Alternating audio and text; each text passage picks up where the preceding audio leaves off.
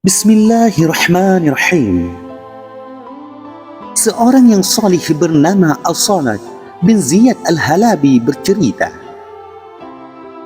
pada suatu malam di bulan Ramadan di kota Abadan, saya bermimpi seakan-akan saya sedang pergi bersama sejumlah orang untuk suatu urusan. Lalu sampailah kami di depan pintu sebuah istana. Di sana terdapat taman yang sangat indah. Di taman tersebut terlihat sejumlah orang sedang berdiri. Setelah sampai di istana, ada seseorang berkata, hanya warga yang berdomisili di daerah ini yang boleh masuk ke sini. Lalu orang-orang yang berasal dari luar daerah pun minggir. Kemudian orang itu berkata kepada salah seorang warga yang bernama Rahmat, "Wahai Rahmat, pergilah engkau ke rumah Fudal, rumah Al-Wisithiyun, rumah demikian dan demikian. Undang semua penghuninya, jangan sampai ada seorang pun yang terlewat." Lantas Rahmat pergi untuk menjalankan perintah tersebut. Setelah semua orang berkumpul, lantas mereka dipersilahkan masuk. Lalu saya pun ikut masuk dan melihat sebuah pemandangan yang membuat saya tercengang. Saya melihat pepohonan yang dipenuhi dengan wadah-wadah dari bahan emas dan perak yang bergelantungan. Wadah-wadah tersebut berisikan berbagai macam minuman. Saya juga melihat gadis-gadis yang mengenakan pakaian dari bahan perak yang menawan. Lalu orang-orang yang berasal dari luar daerah bercelutuk, kenapa kita dilarang masuk dan tidak diizinkan? Tiba-tiba muncul sesuatu mirip mimbar bertangga yang memanjang di langit. Lalu terlihatlah gadis-gadis yang dirias dan berparfum naik menapaki tangga tersebut sambil membawa bukhur, yaitu parfum bakar. Melihat pemandangan tersebut, orang-orang pun ramai. Gadis-gadis tersebut mengenakan pakaian dari perak. Lalu ada salah seorang gadis berdiri dan menghadap ke arah semua orang.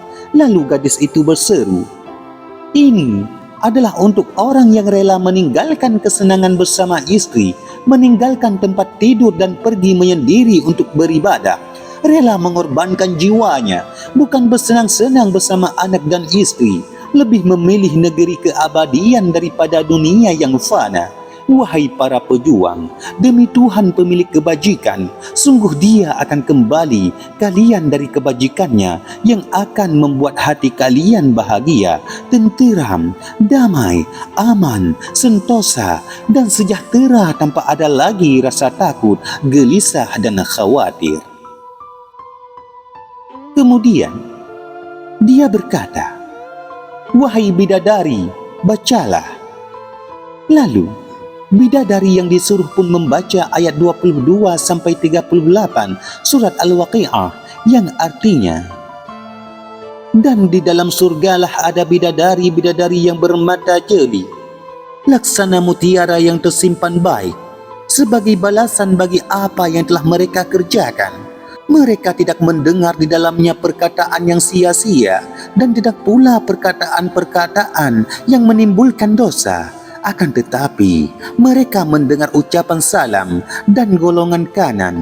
Alangkah bahagianya golongan kanan itu berada di antara pohon bidara yang tidak berduri dan pohon pisang yang bersusun-susun buahnya, dan naungan yang terbentang luas, dan air yang tercurah, dan buah-buahan yang banyak, dan tidak berhenti buahnya, dan tidak terlarang mengambilnya, dan kasur-kasur yang tebal lagi empuk. Sesungguhnya kami menciptakan mereka bida-bidadari."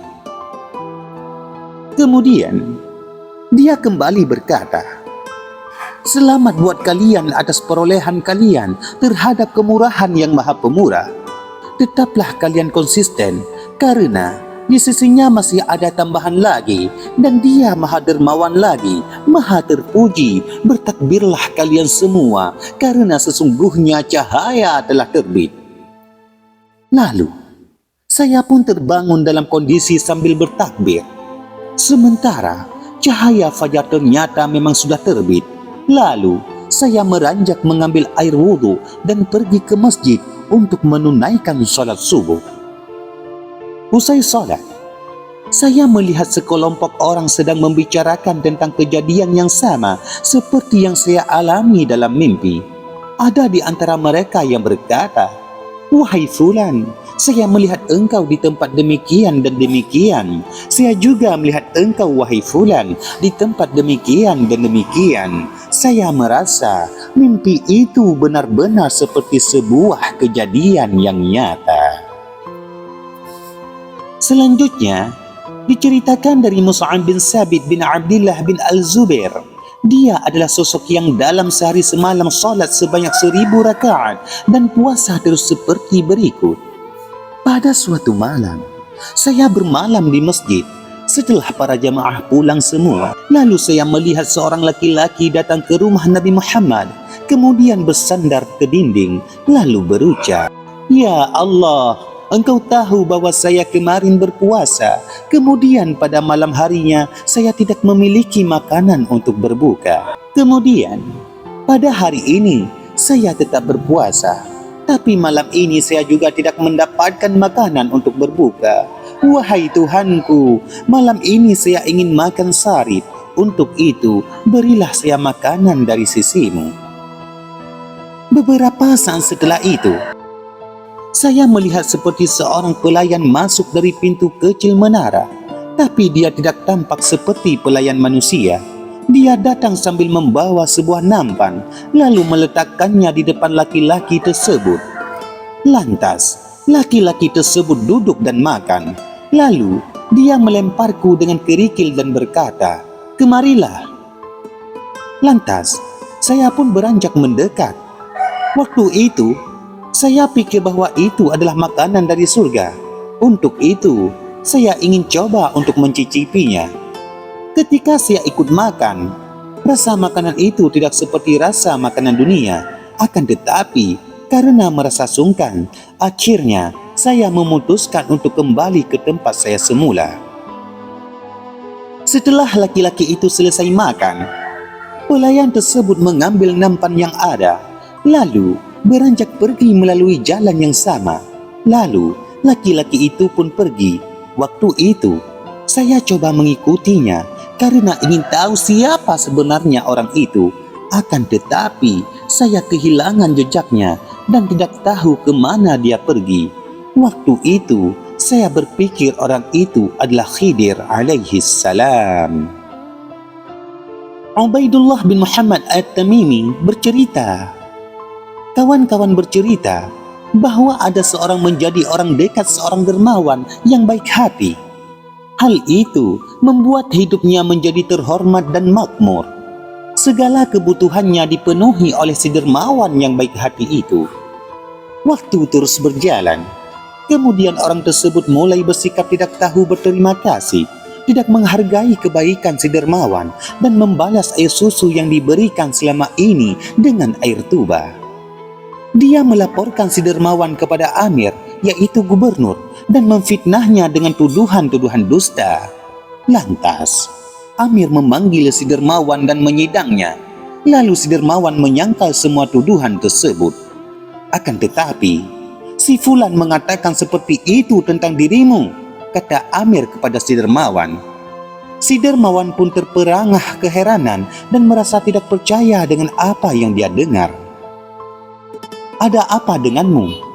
tanya Amir kepada si dermawan ketika melihatnya terperangah dan diam terpaku seperti itu. Si dermawan menjawab, "Saya khawatir selama ini mungkin saya teledor dalam berbuat baik dan memberikan bantuan kepadanya, sehingga hal itu mendorong sisi negatif yang ada pada dirinya muncul."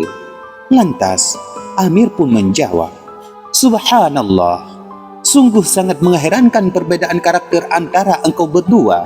Engkau begitu baik dan sayang kepadanya, sementara dia berusaha untuk mencelakakan dirimu. Saya bersaksi bahwa engkau benar-benar orang berhati mulia dan dia benar-benar orang jahat dan berhati busuk."